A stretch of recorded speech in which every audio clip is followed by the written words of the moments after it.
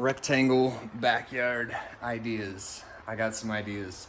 I'll draw some pictures, check out another video with some pictures of how to plan out a rectangle backyard.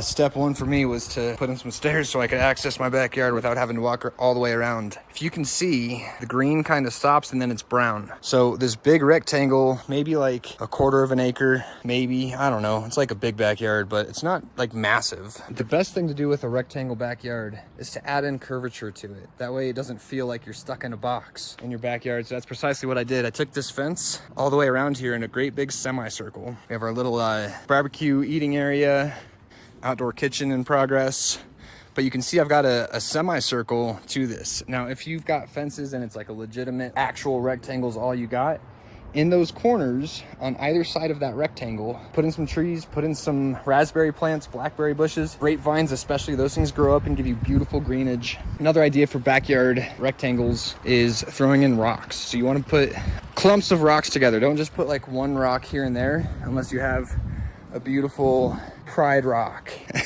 which is what I like to call this baby. I put this guy in with a skid steer. Threw in, you know, again, if you've got a corner of your backyard where you're trying to alleviate that rectangle, kids like little nooks, right? They like to just kind of be in their little hidden area. So do that in one of the corners. Put in a little playhouse, stick it in the corner, let them kind of, you know, do whatever it is they like to do. Imagine, you know, be outside, play in the dirt, make bud pies. Last thing that I wanted to mention, rectangle backyard ideas, is throw in space for gardening, throw in space for grass so you guys can pounce and whatnot. It doesn't need to be beautifully manicured. Exhibit A.